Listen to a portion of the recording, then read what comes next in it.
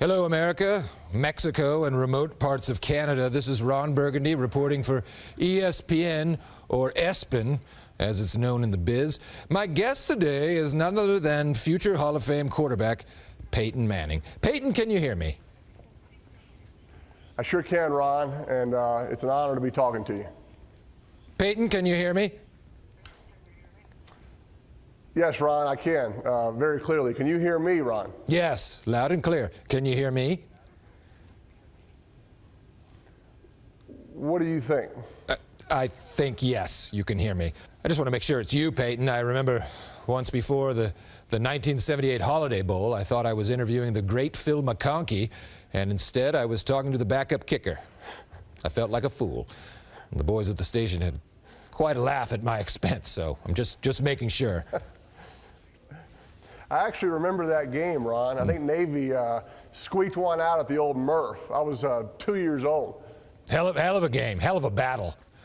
Peyton, here's something I've got to ask you right out of the gate. You are one of the great quarterbacks playing the game today. You've had a lot of success, and yet you've done it all without a mustache. You're running around out there, and I'm going to be honest with you, you look like a succulent baby lamb, okay? And let's face it, all the great NFL quarterbacks have had mustaches. Joe Namath, Jeff Hostetler, Jeff George, Randall Cunningham, Mark Malone, Colt McCoy, Burt Reynolds, the guy from Barney Miller, Mike Farrell from MASH. The list goes on and on. Barney Miller. Well, first off, Ron, some of those guys weren't quarterbacks as far as I know, and I guess to tell you the truth, I never had much of a desire to grow any facial hair. I think I've managed to play quarterback okay without a mustache. Eli tried to grow one a while back without much success, I have to say. Oh, I saw that. It did not look good. It looked like his upper lip was caked in a mixture of liquid dog crap and cocaine. Easy, Ron. Yeah, that's my brother. I do agree, though, it wasn't very well groomed. Sorry, yes, I didn't mean to get that graphic. You've played against some tremendous defensive players over the years, and I have to ask you, what's it like getting sacked by Merlin Olsen? Merlin Olsen? Yes. Ron, I'm pretty sure I was 4 years old when Merlin Olsen retired. Maybe, maybe not. Regardless, I was actually thinking about the time Merlin tackled me at his bungalow in Burbank. What a night. You know, Merlin and I were very close. I think I did read that somewhere. Yes, I miss him. So you play in Denver for the Broncos at Mile High Stadium.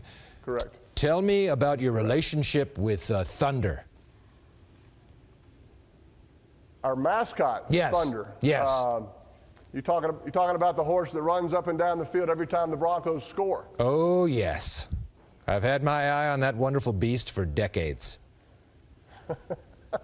Is that right? Yes. I didn't, Ron, I didn't really picture you as a guy who played the ponies. Well, indeed I do. I got to tell you, Ron, I wasn't really prepared for this interview to go in this direction. Speaking of preparation, I understand that that is one of your calling cards, preparation, that is, recognizing coverages, making calls at the line of scrimmage. You're actually right, Ron. I firmly believe that preparation is a huge part of my game, really all quarterbacks, and I certainly think it gives me an advantage on Sundays. Oh, sure. I mean, I know. I played a little in my day. San Diego State, scout team quarterback. I used to yell, Chekhov, all the time. Chekhov! No clue what it meant, but when I saw someone on that defense move, I just yelled, Chekhov! Chekhov! Is that pretty much what you do? It's not exactly what I do, but you're somewhere on the right track, Ron. You're close to being on the right track. Peyton, let me ask you this. Do you ever just yell things to throw the defense off? Things that make no sense? Absolutely. All the time. Can you give me an example? Well, Ron, sometimes I'll just yell underpants over and over again. Or maybe I'll change it up with oven mitt, maybe oven mitt. Okay. Have you ever yelled biscuits and gravy? Biscuits and gravy is probably one of our best plays. I've yelled Magic Man. I've yelled Baby Got Back. And the defense is just terribly confused at this point. Absolutely. They're horribly confused. But my offense is as well, because it's good to keep your own offensive players on their toes. Bingo. And that's why Peyton Manning is the best in the biz. Peyton, before I let you go, a lot of attention has been given to you and your two brothers, Eli. Is it Eli or Ellie? Eli. Oh, Eli. Sorry. So a lot of attention to you and your brothers, Eli and Cooper. But few people know about the fourth Manning brother, Danielle Manning, who is currently playing strong safety for the Texans and is African American. Tell me a little about Danielle Manning.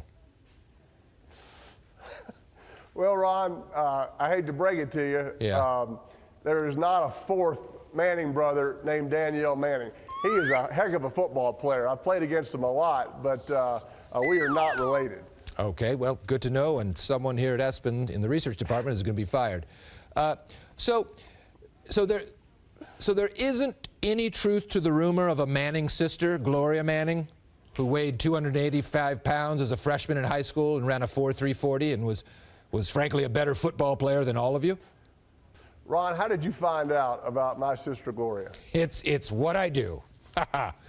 Well, Peyton, that's all the time we have. I want to thank you, my guest Peyton Manning, for coming on here with me. You are a dear, dear friend. Thanks a lot, as you are as well, Don. Very funny. Well, good luck on Sunday, and we'll be right back.